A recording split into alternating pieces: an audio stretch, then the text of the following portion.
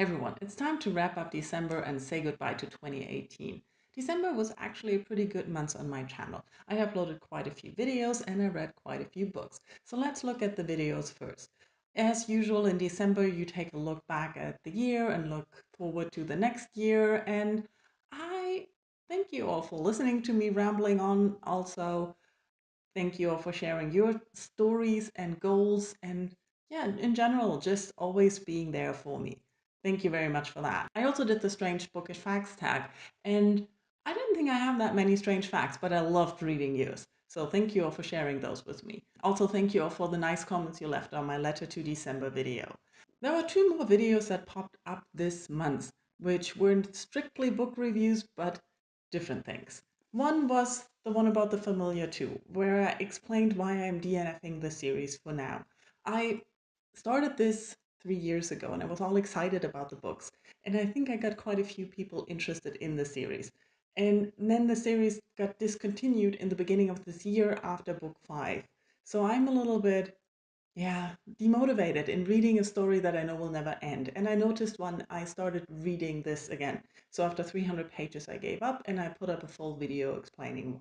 And because that video brought up a lot of talk about Mark Z. Danielewski, I ended up looking at my House of Leaves review for a reason and discovered that the companion video I made for that video, looking inside of the book a little bit, is still unlisted. So I published it and all of you got notifications. I'm sorry if I confused you. This was a video that I filmed in 2013.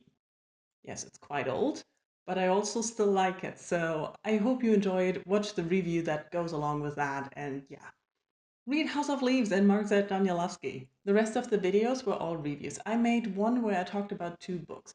One was The Following Story by Cees Notenboom, and I read the English translation, and it's a very, very short novella about an old professor waking up one day in a bed in Lisbon, but he went to bed in Amsterdam, and he's trying to piece together what happened, remembering the time when he was last in Lisbon and talking about his life. And it's very confusing at parts because he jumps around in times and you don't really know who's he talking about now, when he's talking and where he is.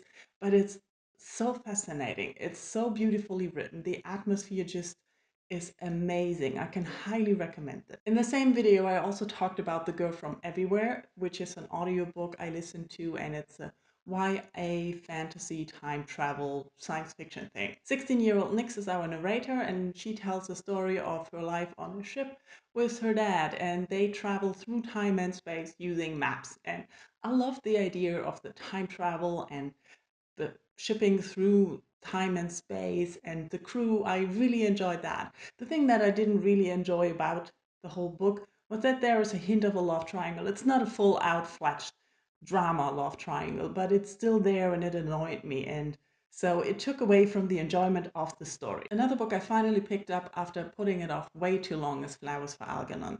And this is a science fiction masterpiece classic. And I didn't really know what I was getting into, but I loved it. The writing is amazing. We get the whole story through progress reports from our main character, Charlie. And the writing reflects the changes in his personality and in his intelligence level. This whole book is about an experiment of changing through operation on the brain the IQ of people. And our main character, when we start off, he's very, very retarded, has low intelligence, and is basically hardly able to read and write. And all his life, people have ingrained in him that he should be normal, should be smarter. So he wants to be smart with all his might. So he said, yeah, operate on my brain. What can go wrong? This book is not only looking at the effects of the operation and what it means to become more intelligent for him, but also for his surrounding, for his character, and the changes that that bring for his life. And I love this book. I can highly recommend it. It doesn't really look that appealing, but it is such a good read. The other two reviews I put out were for Discworld novels. As you all know, I'm constantly trying to get you to start reading the Discworld novels. Feet of Clay is set in the Watch series, and I love getting to know the characters better, learning more about their backgrounds, and there were so many new characters introduced and changes.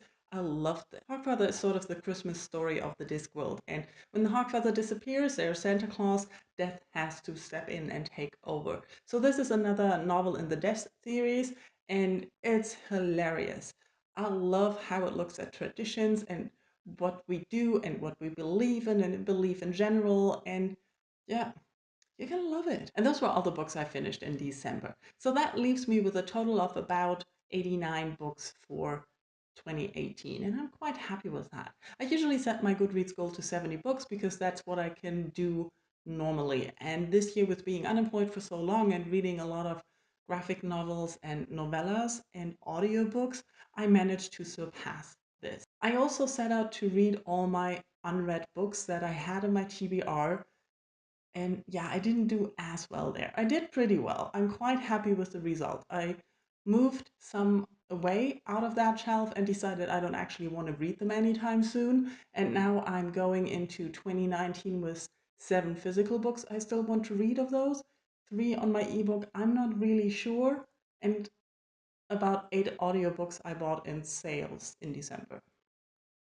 Yeah, I don't know what happened. So I'm starting 2019 with a TBR of 18 books, and I don't mind the size. What I'm looking for by the end of the year is have to read all the books that are now currently in there. Let's see if I can do that. Let me know how your December was or your year in total. Are you happy with the books you managed to read, or did you not reach your Goodreads goal? Do you care? Is it okay if you don't reach? I'm not that bothered usually. I don't really cram in extra books to reach it. So I don't know. Let's talk in comments, and Happy New Year, everyone. Bye bye.